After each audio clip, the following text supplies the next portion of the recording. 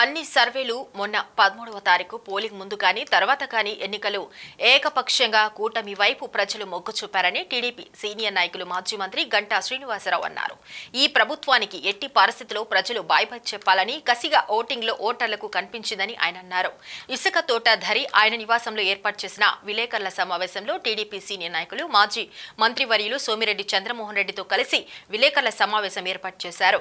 ఈ సందర్భంగా ఆయన మాట్లాడుతూ ఎన్నికల అనంతరం 175 నియోజకవర్గాలలో చంద్రబాబు నాయుడు, పవన్ కళ్యాణ్, పురంధేశ్వరి ఆదేశాల ప్రకారం మొత్తం రివ్యూలు చూసుకుంటే బూత్ వైడ్ అంచనాల ప్రకారం ఎక్కడ ఒక పాజిటివ్ వేవ్ కూటమి అభ్యర్థులకు కనిపించిందని, అయితే దీన్ని డైవర్ట్ చేస్తూ మొన్న జగన్మోహన్ రెడ్డి లండన్ వెళ్లే ముందు ఐపాక్ టీంతో మాట్లాడినప్పుడు గానీ విశాఖలో వైవి సుబ్బారెడ్డి, బొత్స సత్యనారాయణ 7 రోజులుగా వారు మాట్లాడుతున్న తీరు చూస్తుంటే నవ్వొస్తుందన్నారు. డిసెంబర్ 9వ తేదీన విశాఖపట్నంలో రెండవసారి ముఖ్యమంత్రిగా జగన్మోహన్ రెడ్డి ప్రమాణ స్వీకారం చేస్తారని ఆయన చెప్పడం, అలాగే పలు హోటల్స్ బుక్ చేశామని చెబుతుంటే ప్రజలు నవ్వుకుంటున్నారని తెలియజేశారు. అలాగే తనతో పాటున్న 3 అభ్యర్థులతో కలిపి 4 కూడా అసెంబ్లీలో అడుగు పెట్టబోతున్నామని ధీమా వ్యక్తం చేశారు.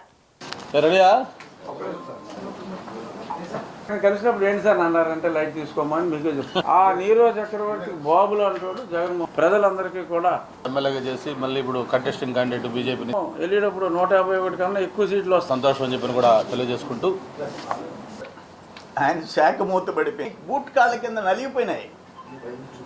నేనేమంటానండి, ఇతను అన్ని సర్వేలు దేశంలో ఉండే 13వ తారీఖు పోలింగ్ అయిన తర్వాత పోలింగ్ సరళి కానీ పోలింగ్ ముందు జరిగిన పరిణామాలు కానీ చూస్తూ ఉంటే ఎన్నిక అనేది ఏకపక్షంగా కూటమి వైపు ప్రజలు మొగ్గు చూపారనేది మనకు అర్థమవుతా ఉంది.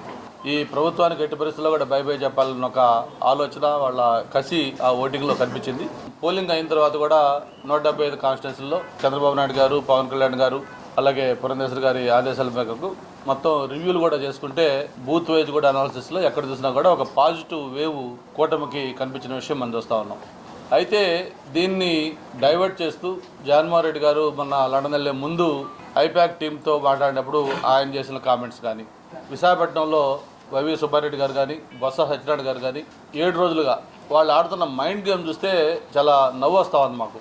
జూన్ 9న విశాఖపట్నంలోనే 9 గంటల 35 నిమిషాలకు ప్రమాణ స్వీకారం, అలాగే స్టేడియం పోయి ఏర్పాటు చూడటం కోసం స్టేడియం వెళ్తా ఉంటాం, అలాగే స్టార్ హోటల్స్ బుక్ చేసామని చెప్పడం, ఇవన్నీ కూడా చూస్తూ ఉంటే అందరూ నవ్వుకుంటా ఉన్నారు.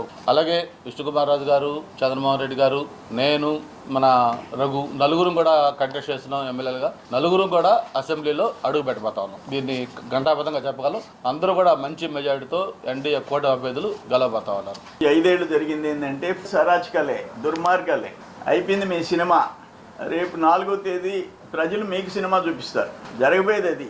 ఇప్పుడు ఐపాక్ తిరిగిపోయే టీం తిరిగి ఐపాక్ టీం సర్వేలో ఇంత వచ్చిందయ్యా, నువ్వు గెలుస్తున్నావు, వైసీపీకి ఇన్ని ఎంపీలు వస్తున్నాయి, ఇన్ని ఎమ్మెల్యేలు వస్తున్నాయని చెప్పాలా?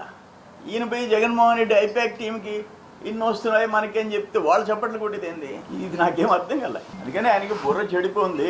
వ్యవసాయ శాఖ మంత్రి నా బ్లడ్ కావాలంట, నా రక్తం టెస్ట్ చేయించాలంట, నా రక్తంలో కల్తీ మద్యం లేదు, నా రక్తంలో నకిలీ పత్రాలు లేవు, ఇల్లీగల్ మైనింగ్ లేదు, నాకు ఇచ్చిన పోర్ట్ఫోలియోలో శాఖలు మూతేసుకున్నది లేదు. అందుకనే నువ్వే పంపించాయా, నీ ఏ హాస్పిటల్ కావాలంటే నీ వైసీపీ హాస్పిటల్, నీ సాక్షి గ్యాంగ్ని పంపించు, నా రక్తం పరీక్ష చేయించుకో. ఏముంటుంది, ఒకే మాట ఒకే బాట, నీతి నిజాయితీ ఉంటాయి. నీ మాదిరిగా దోపిడీ ఉండదు. ఇటువంటి వాళ్ళు ఈరోజు జగన్మోహన్ రెడ్డి క్యాబినెట్లో ఉండారు.